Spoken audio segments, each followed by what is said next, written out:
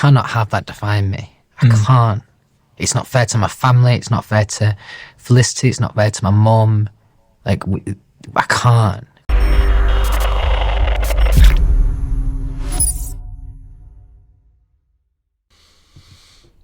Yes, sir. Look, we back, man. I had all kind of stuff going on. Dog barking, tow truck outside. It was grimy.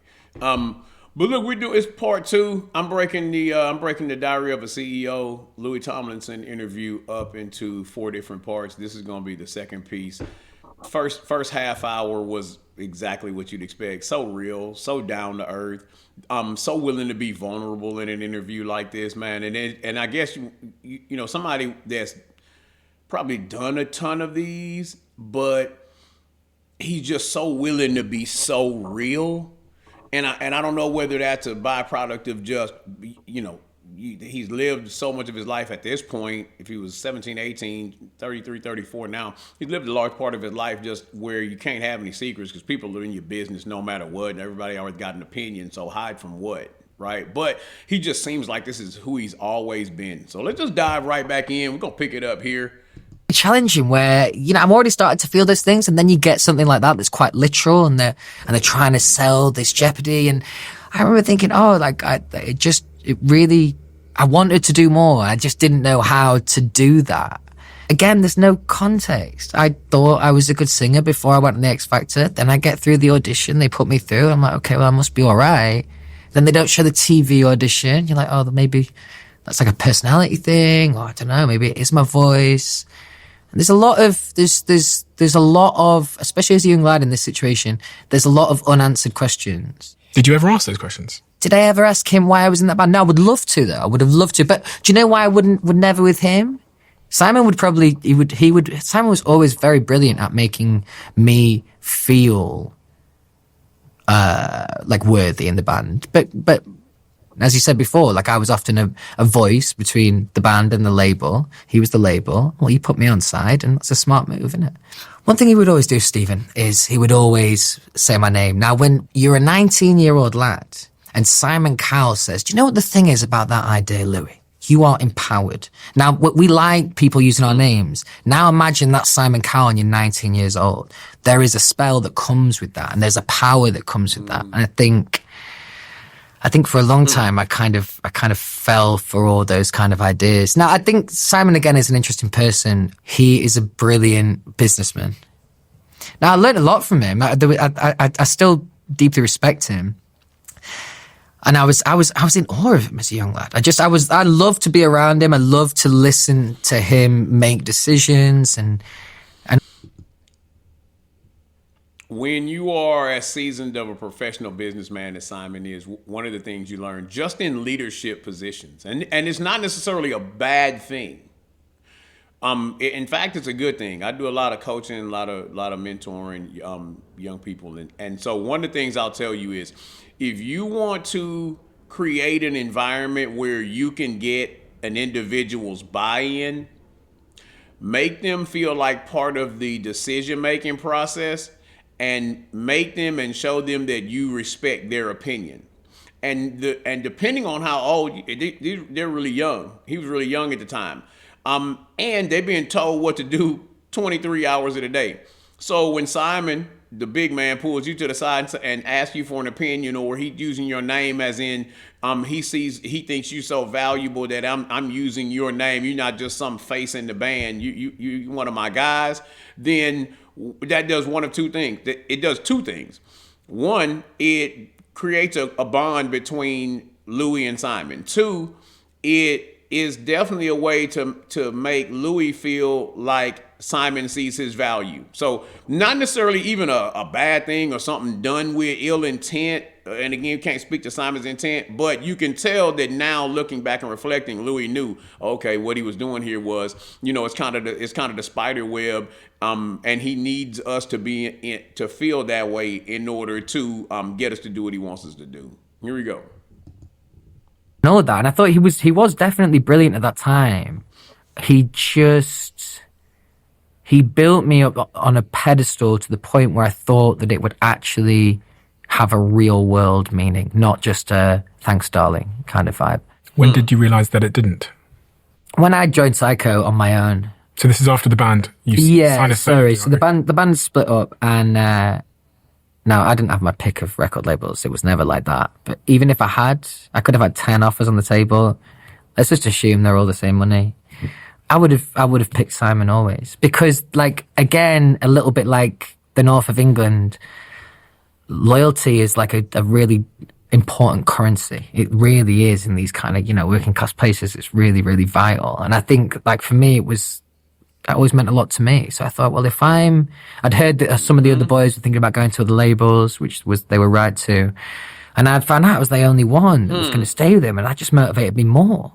So all the other boys went and joined different record labels, some of them not even within labels that were in Sony, which Psycho was part of. And I was thinking, oh, wow, this is like, it's amazing for me, actually, that all the boys have done that. Because, like, look how good this makes me look to Simon. I look really loyal. And like, some of it was, like, deliberate, but mostly that's just how I am as a person. Like, I would rather just keep the happy family kind of vibe. That suits me. One of the things people don't talk about is the impact that your success has on everyone else back in Doncaster, including your mum. I spoke to your sister, Lottie, my team did, and I was listening to the recordings, and she said that it was especially hard for your mum because you leave home suddenly at 18 years old, and from everything you've described, you're more than just a kid to her. You were, in some respects, a partner in raising the family. And best mates as well, man. Yeah, definitely. Did she ever speak to you about the impact it had on her, all of that?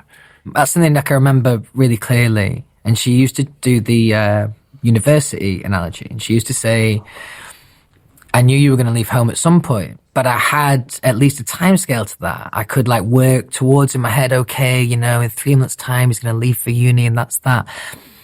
One Direction never happened like that. It all ran away with itself. So I think it felt like we all blinked, and before we knew it, I was no longer living at home. So my mum had no time to even grieve that idea of, like, and just for context, I mentioned this I made a film and documentary, and it kind of sums up me and my mum's relationship perfectly. The first person I told when I lost my virginity was my mum. Like, as if I was telling, like, one of my lad mates, and I wasn't telling her for any other reason other than to show off and be like, guess what happened today? and that we definitely had that kind of energy together. I always saw her more as a best friend than anything else. And especially because I was her first, she had me when she was 19. We spent the first few years together without a male role model. So it was a little deeper than your average, son and mother situation. So I think it really hit my mum like a ton of bricks. If I had my time again, I would have been more present and aware of those kind of ideas. And I actually... Hello, my name is Adam Ferrari, the Chief Executive Officer. Yep, commercial break. Look, such a family guy. Such a family guy. Which kind of points you in the direction where it probably would have hit him a little harder once the band broke up. But you can tell somebody that's super loyal. Obviously, when you talked about the Simon thing, almost to a fault. And he spoke in the other interview about feeling like he was on a treadmill after the band broke up. So, just who he is as a person. Just consistent, real, like I said, almost loyal to a fault when it came to the business on the backside of the band. You know what I mean? But again, it just who he is, his mindset, his personality, it just continues to just line up. Just continues to line up with him being just real. It really does. I've never told Daisy and Phoebe this. Daisy and Phoebe are two of my sisters who are identical twins. And they're about 4 or 5 years younger than Lottie, so they're about 21. Now, I could always tell them apart perfectly, but they look utterly identical, these two, especially when they were really young. And I can remember the more time I spent at the band, the more time I spent away from home. I wasn't confident enough to use their name to them. It would be always like, oh, babe, or like, something that way I wouldn't have to mention the name, because I wasn't certain who was who. These are two sisters that I spent my life with and grew up with.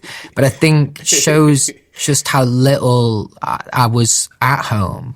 And if my mum would come out to see me, which was great, but other, the kids were at school and stuff like that. So there was a long time for those 5 years we're in the band, a long time spent not spending enough time with family. And that, I would say that was 85% the job and the situation and One Direction and stuff. And then 15% me too. Like I could definitely have done more like that.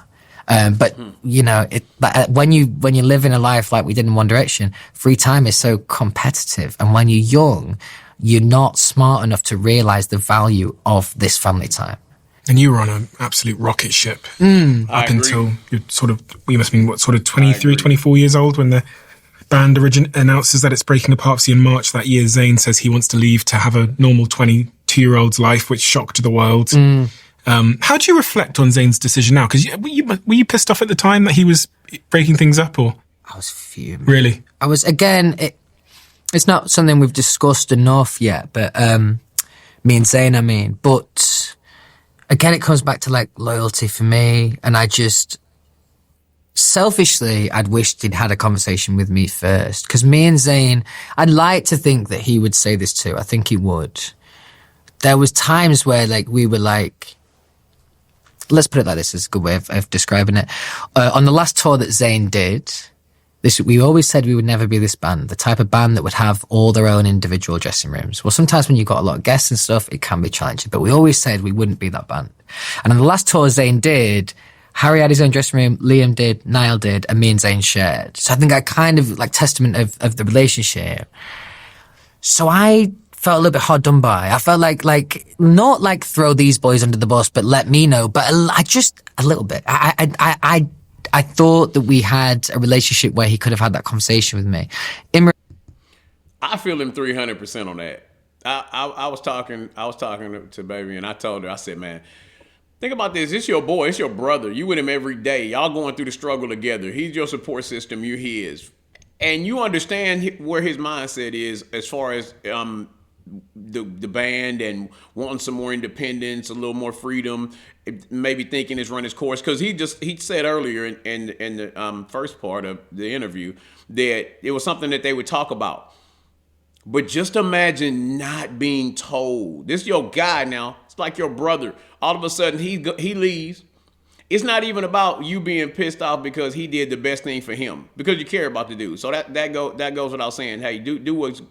But for him to not even say anything, man, there's no way you're not gonna feel some type of way. It's just not. And a lot of people, they'll try to play it, downplay it. Oh, no, yeah, it kind of stunk. But it's no way that you don't have some type of feeling about that, because especially when it's your boy, where it's just he already said, it's his smoking partner, his boy, we sharing a room, then you just bounce, don't say nothing. Man, that's rough. That's rough. And everybody had their reasons for doing things, so it's not like I'm trying to talk down on the decisions they made. But man, I understand where Louis coming from as far as, man, that's gotta hurt. It's gotta hurt. Reflection, and he hasn't told me this, we'll see when I chat to him about it, but I think if he told me, I would have tried to tell him to stay. And I think that's probably one of the reasons why he didn't. Because he knew I was always very opinionated. So how did you find out? That evening, the night before we found out, everything was normal. We're in the hotel room. We were somewhere, I don't know where, somewhere in the world, maybe where weed isn't legal, but we were having a joint. And everything was normal, and then I think he maybe left at like 11. He was cool, wasn't like in a bad mood or anything like that, good night, lad. And then next morning I woke up, we had a shoot with like Coca-Cola for some sponsor thing. And we found out that he wasn't coming. Now, like, I had this in me too, but like Zayn was quite prolific for it. Like, this wasn't out of the ordinary. Like, if Zayn, I always rated him for it. If he didn't want to do something, like he literally wouldn't do it. Like, you name the thing, it doesn't matter. He just if if it's not right for him, then he won't do it. So I think, well, that's probably why he left the band, And that's what I admire about him, because if I was in his same situation, I would have probably put 6 plasters on it just to hope that we can stay playing Happy Families, I want to know if he regrets it. Not in the way that, like, his own personal success has been incredibly successful and he's done really, really well like that. But he must miss it. Like, he must do. Because I know Zayn really well. And Zayn has a bit of the kind of energy I do, in such a way that sometimes this whole job can just be a little bit fussy. It's just a bit fussy in general, there's just a lot going on like that. Now, when you're in a band, you can share that wealth. It's like, it's, you know, say you're sat in an interview you're not enjoying. You just kind of shut up a little bit and let someone else pick up the pieces and they'll do that role. We could share the things that we didn't like to do as much. So there must definitely be times that he misses the comfort of that, for sure. But it's kind of like the elephant in the room, to be honest. It's not, I've met up with him a couple of times recently, but it's not often something we'll discuss. But there'll be a time for that, for sure. I would like to have those conversations with him. But it crushed me, man. It absolutely crushed me. I was devastated because it felt like, oh, is this the beginning of the end of the band? But then also I'm like, this is like my best mate in the band at the time. So it was just said that I'd lost a friend and someone in the band. It's funny, you know, I've heard you say that you weren't prepared for the success of One Direction, but you also weren't prepared for the end of One Direction. Oh no. And you describe it as hitting you like a ton of bricks. Yeah, it was awful. It wasn't until after the event that I realized that I actually computed all of these feelings, but it was like I was straight grieving for it. That was Grieving, the band. I'm someone who unfortunately has a little bit of experience in grief, and albeit it felt different, but it was a version of the same thing. It was something that I really wanted that couldn't have anymore. I think like anything like that, you know, like if you're like I'm a glass half full kind of guy. So like I felt the wheels start to turn in motion like that. But you're looking the other way. You're like, no, it's fine. It's not going to play out like that. It's never going to come to that, whatever. And then we had a meeting one day, and it did. What happens in that meeting? What's said? Is it Simon saying something? Is it the boys? Is it representatives? It was us boys, which was great. Always how it should be like that, obviously. But I think it almost might as well have been representatives. What's really fascinating is those real serious moments. We wouldn't have a lot of them in One Direction. We were just kind of going with the flow and really happy, you know, for each other and stuff like that. But I think those kind of moments where you have to be selfish, it was an atmosphere that I never really felt in the band, because normally, like I said, we're arm in arms. It's all this camaraderie, and then all of a sudden you get someone thinking more independently and more for themselves, which, by the way, they have every right to do, of course. But it just felt, the room felt cold that day. I can remember that in particular. It was. I'm trying to find the right metaphor for it, but it was something where these are all the same faces that I've seen every single day, but I'd never quite felt an energy like that in the room. There was like a. Let me say this. When one of the band members, especially someone that plays such a significant role, because Zayn did a lot of lead singing, when he makes, and there's no way that he left and there wasn't something else. Normally in situations, especially team environments, when one person stops fitting or decides they don't fit, you can feel that. You can feel the tension. You can feel the uncertainty. You can feel it. Once he left and they get together in this room, yep, everybody upset because he left. And yep, if you're Louis, what happens is he already said, hey man, I don't feel like I'm the best vocalist in this. I don't feel like I'm the necessarily the face man of this group. So he, more than a whole lot of the other guys, was probably thinking, well, if this is the end of the band, what about me? Now, I'm not saying he didn't think he had a chance to have a solo career. Obviously, huge solo star now, man. You know, congratulations on that. He deserves it. Cat can really do his thing. But he had to be thinking more so than Harry this out front. A couple of other band members I know may have, he already said one of the guys was a lot more polished vocalist. So he thinking, okay, what happens if this unravels? Then what about me? And then when you get in the room and either somebody's feeling like, okay, well, I don't care because I'm gonna get to do my thing anyway. Or there's somebody, you know, everybody kind of is thinking about their own next move. Hey, that's different when you've been in a band that's been locked in for 5 years. There was this emptiness, and I think probably because we all knew collectively where it was going, you know, and that's probably some friction between those ideas. The thing that really bothered me was, and this again is naive, was so naive at the time, but I was adamant on having some kind of indication of, because it was originally said as, what's that fucking word we've used a million times? Hiatus. Yeah.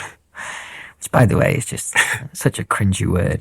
So it was originally pitched as that. So I was thinking, I remember saying like, well, if I'm going to try and do some stuff on my own, and at this point I didn't even know what I was going to do, I was like, it'd be good to know how long this break's going to be for. So let's speculate. A year, 2 years, 5 years, 10 years, 15 years? I never really got an answer to that question, which I understand now, because truthfully, I don't think the people or person involved was brave enough to answer that question deep down. I think they probably knew the reality, and that's why it was tough. And does Simon try and persuade you back into the band? Let me say that by this point, and I'd say Simon was aware of this, but maybe not quite so aware. Because we're a band, after about 2 years of One Direction, absolutely nobody could tell us shit. Now, we were nice boys, we were never like rude or anything like that, but like, so like if Simon had like, we didn't have that, he might have had that relationship prior, like back in the 90s when all that stuff was kind of prevalent, but I think we'd always had our own kind of confidence like that. So he was never involved in those kind of decision makings. In fact, he was smart enough to realize that would rub us up the wrong way. Makes sense. Can't tell me nothing. Local tax experts are here. You see it, man. He said, man, look, you can't tell at that point what Louis saying is, man, yeah, he wasn't even gonna give us an opinion because we were so big and so out there and so doing our thing that he knew it was gonna be an internal decision with us no matter what. It just is what it is. So he didn't even, at that point, Simon, the biggest record exec rolling, wasn't even getting in their business like that. He was letting them sort that out on their own.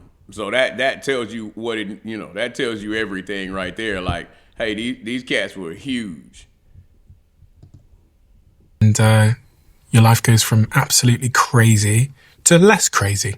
Yeah, it's still something that I'm unpacking still, to be honest, and still trying to work out all of those kind of things. I remember, something I spoke about before, but Julian Bonetta, who is a producer who worked on a lot of the One Direction stuff, we had a great relationship with him. Really cool guy.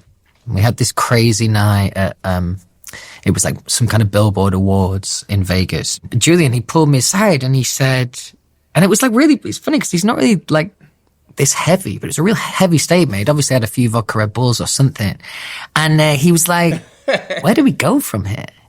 Now, by the way, the we upset me a little bit. It's like I understand that and we are all in this together, but that question is a hell of a lot deeper for me than it is you. I understand, I get it, but at the same time, you're probably, and what he did end up doing is carrying on doing what he did. And I still don't really know the answer to that question. And in fact, maybe I don't think you can. I think a lot of people's, not everyone's, but most people's natural trajectory of, let's just call it success. I could make a pedantic argument for it not being specifically that, but they have a kind of lineal journey. The older they get, the more successful that they get. What was really strange was being 24 years old and realizing that the only way is down from here. Like there is no alternative reality where I at least keep up or supersede. No way. There was no chance of that. And that wasn't, it was very obvious. It was very obvious to anyone around it. And still is something that is challenging, definitely. Because you've had a look behind the curtain, now some of the things that maybe I had then that I don't have now, I'm not overly pressed for. Like a billboard for the album in LA or here in New York. Like I don't get those kind of opportunities anymore. Do I lose any sleep over it? No, not really. But I think the feeling in general of I have to work. I had to give my boy some love though. Shout out. Last time I heard, his album was #1 in the UK, the new album. How did I get here? So think we might be able to come up with a couple billboards. Here we go. Really hard to compete at the level I do. Like that is just a fact. Like I just got a #1 record on the last record on Faith in the Future. Never in a million years when I started my solo career did I ever think that I would be getting a #1 record. It's a testament to my fans, testament to the record, the producers, etc. But I've always had to work on my own anyway. I've always felt like I've had to work really, really hard just to kind of keep my head above water. Now, the reality of that statement is, and I realize that as I say it out loud, my version of head out of water or head above water is very different to a lot of people. Because from 18 to 24, that whole landscape looked very, very different. And that's why I've always found it quite unrealistic to not compare the two. I completely agree with that because you cannot compare them. The two being One Direction and my own solo career. But it's something that you can't ignore. I do a cover. stupid of me to call it a cover. I realised how funny that is. When I do a One Direction song, I call it a cover, which is really ironic. But I do night changes on my tour show. And I can remember this one show in particular. I think it was like a 5,000 capacity room. And I think maybe we'd done like 1,200 tickets, which, is okay. That's all right. But when you're singing night changes at a gig like that, when you can vividly and visually remember singing night changes like that at, say, Wembley Stadium, and you're literally singing Look How Fast the Night Changes, and you're looking out to this sparse room, it's like a brutal kind of poetry. And that's the point about it being unrealistic, is I could be the most, and I could be the most glass half full guy in the world, but life is going to constantly challenge me like that, definitely, because that was the pinnacle. Yeah, I mean, it's a lot of depth in that statement. You look up, you're 24, 25 years old, and you realize I don't care what I do. And in his mind at that point, this is before the number one album, now 2 number one albums, you look and you say, man, I can't get any bigger than this. And so if that's where you are mentally, and you're looking at it saying, okay, no matter how positive of a person you are, you're looking and saying, hey, it's all downhill from here. Man, that's heavy. That's heavy. I feel him on that, though. That's heavy, though. It's very, very human. Obviously, the example and the scenario you're talking about is one no one can understand. Mm-hmm. But it's the comparison is how we work. It's how we understand the value of things. Mm-hmm. And as you say, going to the top of Mount Everest at 24 means that you're always going to have some kind of sort of even unconscious comparison to everything thereafter. What do you do about that? Do you have to use a different yardstick of measurement? I try to. These are words, aren't they? Do you know what I mean? That's it. Being honest. And some days I live by it. Some days I live by it, definitely. I wrote something on my social media probably like 4 or 5 years ago now, but it was on Instagram, I think, and about my interpretation of the word success, because I'd spent a long time and I only knew through the lens of One Direction. And I think that's a constant battle. It's a constant conversation with myself internally that I can measure my own success in a different way. It doesn't have to be a numbers game, In terms of like fulfillment, for example, and like, do it like this latest record that I've just written, like I feel really, really good about it. There's been an element of me kind of swimming against the tide a little bit to this point.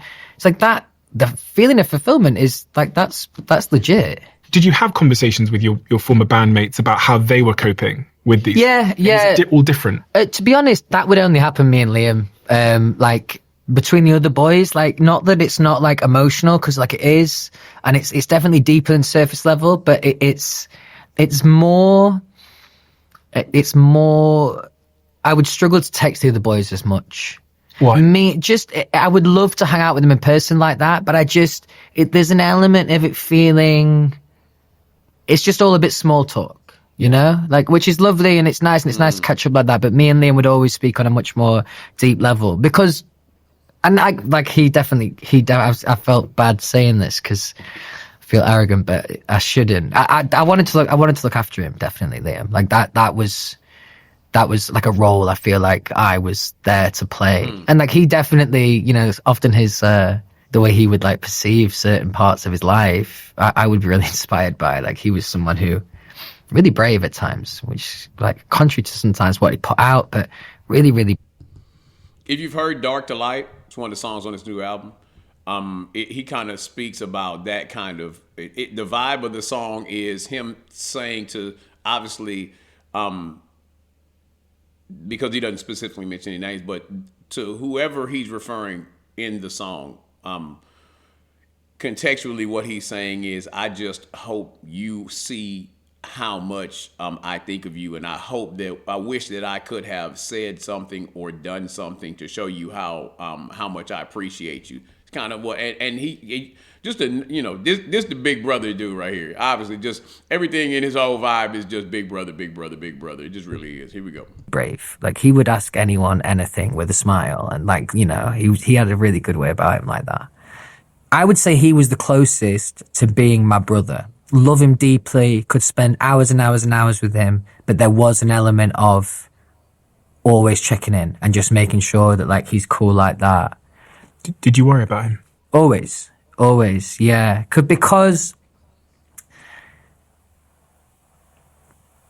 because I knew he was a little misunderstood, but also, you know, like, interestingly, the record, when you're starting out as a solo artist, the parallels of people who know themselves make the best records. Definitely. So, like, if you're still unpacking all that information of who you are as a person, as an adult, which we all were post One Direction, it's near impossible to point and go, this is who I want to be as an artist. Because essentially, it's just a metaphor for who you are as a person. Or at least, the best stuff is. Liam will be someone who, candidly, I could say to him really honestly, like, bro, fucking hell, like, I miss being in the band. And we could, like, have a really honest conversation like that. Whereas, and I don't mean this in any kind of way, but if I'd said that to any of the boys, I'd be worried that they might think, oh, things aren't going well in his solo life, you know. Whereas Liam, I never had to worry about those things. It was like brothers like that. He wore his heart on his sleeve, didn't he? So Liam was Liam. Yeah, definitely. And I just it's really fresh. That it's a really, really cool way of living. Because we all say, even like I would like to say, I wear my heart on my sleeve, but you know, there's still 10% of me that's guarded in the right places. He certainly had his way of being. I do, like, as we were saying earlier, I do wonder if that made him slightly more susceptible to the pressures, because sometimes, you know, if you can put on a second face, if you can, what's helped me in this job, and there's no truer time that kind of shows itself. It's me as a parent. There is a real distinction. This is me. There is me at work, and there is me not at work, basically. So either being a parent or being a friend or a partner or whatever. That's always helped me to have that kind of distinction of, you know, when I'm dad to Freddie, I'm full-time dad and I'm not a singer, you know, and any of that world outside does not really matter. It's not relevant to me as a father, which it isn't. Did I ever tell you? The worst state. Again. Man, he just told you, hey, Liam was his little brother in the group. Always felt like he needed to be there. Always felt like he needed to check in. And what he's doing, to me, it seems like he's trying to stay away from, hey, I was always checking in to make sure he was mentally good, because even though he was the most authentic, or I had the most authentic relationship with, I also worried about him the most because I knew him the best and I kind of knew what he was going through. What can you say, man? Just to, you know, he just got to love this dude. Data breach that we had at my previous company. Yeah, I remember hearing about that. Which was a total nightmare. So I'm glad that we now use 1Password. What actually is it, Steve? It's called. Yeah, snuck up on me. A Diary of a CEO commercial here. Love this guy. This guy's doing a fantastic job as an interview too. Just a really cool, just a really cool guy, and obviously has enough exposure to them where he's been around. Like, even Louis seems so comfortable, right? He just seems extremely comfortable. So I see why this is the interview that everyone talked about so much. Team, especially if your team has tons of passwords that are all like hidden in Excel files and stuff. I get to my listeners, if you want to secure, I get it. We're gonna get back to it in a minute when he finishes this up. But just, hey, from my people that pointed me in this direction, hey, I appreciate y'all. You're right. This one is different. This one definitely is different from the other. Available options have the same issue. They're reactive and only take action after someone has broken into your house. Simply Safe, who sponsors this show, has a completely different approach. If someone's lurking... Yep. We can see it without hearing it. Yep. Man, y'all weigh in. Louis has a ton of fans. So, you know what I mean, a lot of love out there, but I see why. I do. I honestly see why. Because, again, and I keep using the same one, just so down to earth, so real, and just is kind of, it just comes across extremely, extremely authentic. Extremely authentic. And it seems like a lot of times we don't get this kind of look into the mind of an entertainer like this. You know what I mean? Just not somebody that's willing to be this open. Graphs of a person's life in my life. I mean, Cute. Nice little denim jacket. What do you think when you see that photo? It looks like, yeah, it reminds me of a nice time. This one? Yeah, I remember that vividly. We did like a full photo shoot in my living room. Yeah, quite the pose with the hands in the pockets. It's much more nonchalant than I would have actually been feeling. I mean, these ones are all the band photos. I mean, it's just fucking unbelievable. Like looking at some of the crowds on these images is insanity. Yeah. Oh yeah, my mum took this picture. This was the first picture I ever taken of us. My mum took this. You look super young. Yeah. That again, yeah. So I was the oldest, 18. Then you got the Harry, Liam, and Niall. They were 16, Zayn 17. And of course, you're... Yeah, I love that picture. It kind of really sums up mine and Liam's relationship. I love it. He will have been telling me a joke that I didn't think was like hilarious at the time, so I'll be giving him that kind of face, and then probably about an hour later, I would have laughed to myself about it. And I have these beautiful pictures of your beautiful mother. Oh yeah, they're lovely. I love this one. This is cute, real cute. Yeah, I got a very similar picture to this by my bedside table at home in my bedroom. About a year after you leave One Direction, your mother passes away from leukemia. Thinking about the timing of all these events, thinking about the shock of being thrown into a very different life, one without the boy band around you, and then your mother getting leukemia, which if people don't know is the 12th most common form of cancer. She passes away at age 42. The timing of all these things is quite unthinkable to me, because there's so much transition in your life. I'm just terribly sorry. I appreciate you saying that. Right? I don't really have anything else to say other than just understanding what she meant to you and the role she had in your life. I'm terribly sorry. There was definitely, as you said, the timing. Look, obviously, there's no good time for anything like this, but I think the timing, that's what created a bit of. It didn't last too long. I want to say maybe 6 months, but of like true like resentment for the world, like real resentment. Just feeling really hard done by, It's the kind of, one thing I remember about grief when you're in the midst of it, you could stub your toe, right? And something like that is utterly unjust. Now, that's something you might have done. Say none of this ever happened. You stub your toe. It'd be annoying, but you just get over it. Little things like that, I really, really struggled with when I was grieving. So it's things that should work a certain way that don't. There's a zip on my jacket that won't quite go all the way up. Real micro, non-important little things. But I think because of the weight of the stuff that had happened, there was a moment in my life, as I said, for about 6 months where it just felt like I couldn't win. And in fact, I could only lose. So that's where even just stubbing your toe, you'd be like, oh, another fucking thing. Now, it sounds stupid to say, but once you're met with when you're met with that kind of mindset of feeling hard done by, the smallest things definitely can amplify that. When did you hear that she was sick? I got friendly with a footballer called Jamie Vardy, and he'd invited me to his wedding.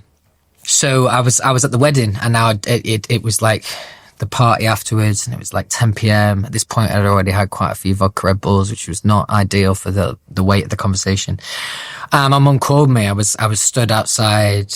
It wouldn't have been out of the ordinary for my mum to call me, so I wasn't worried or anything like that. She called me like most days, if not every day. And then she told me,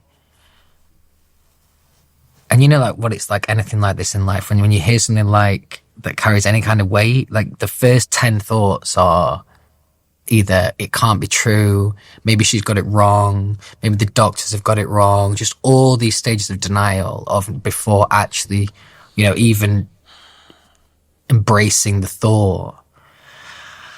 It wasn't kind of really like me. I didn't even feel like it was like a cry for help at the time, but that night I got absolutely battered. I got really, really drunk. There'll be nights where, and this has been nights in the past where I'll have a little bit too much to drink, more from not knowing my limit. But in this kind of situation, it's not something I've ever really used drink for, to be honest. But I felt the only way just to completely escape that moment at that night.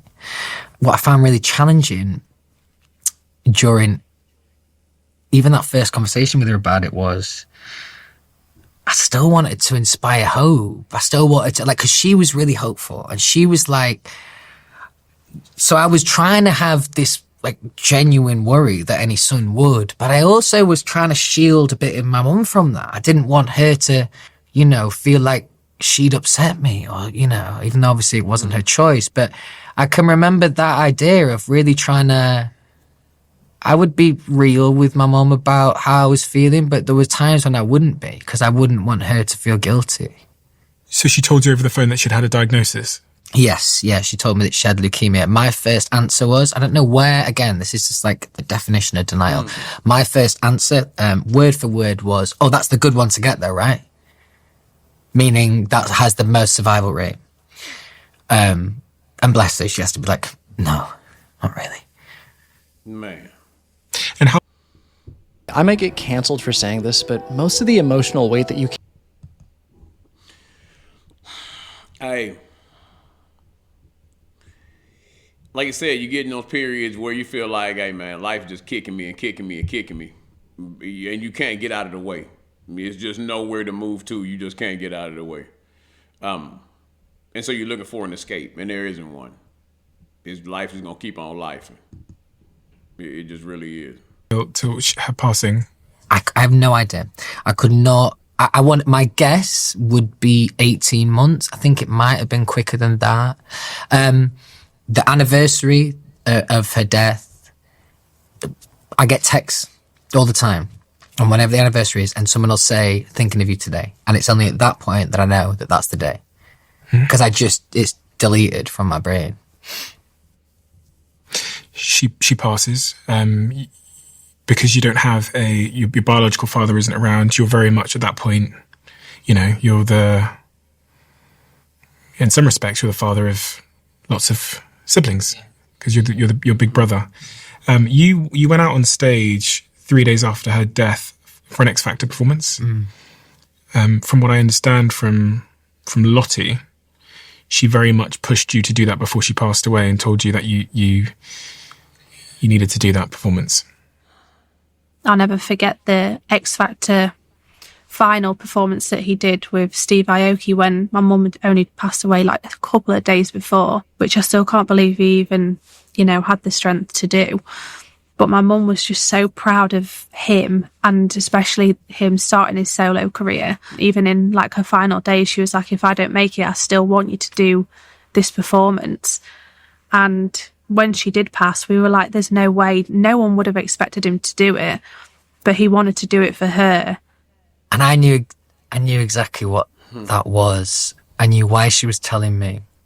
She was telling me because she would have hated something that had happened to her affect my career and my life as a person. I would do it again for her.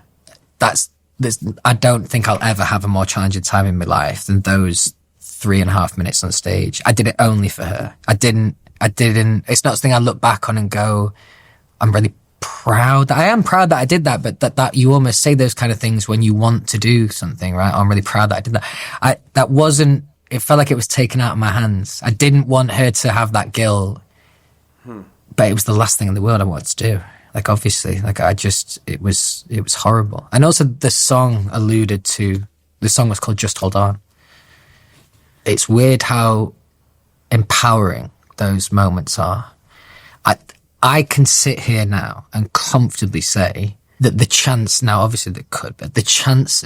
of my life being as dark as it was in those 3 minutes alone, like I would be desperately unlucky to ever be in a situation like that again. Where I was so young, I was in a situation where, as you said, all the timing was, and then I felt like I'd, been encouraged to go on stage, but it wasn't really something that I wanted to do. It puts everything into perspective, so like nothing's going to get as hard as that. So I think there's times where my job will weigh me down, even like today, not today, but I mean, in this current head.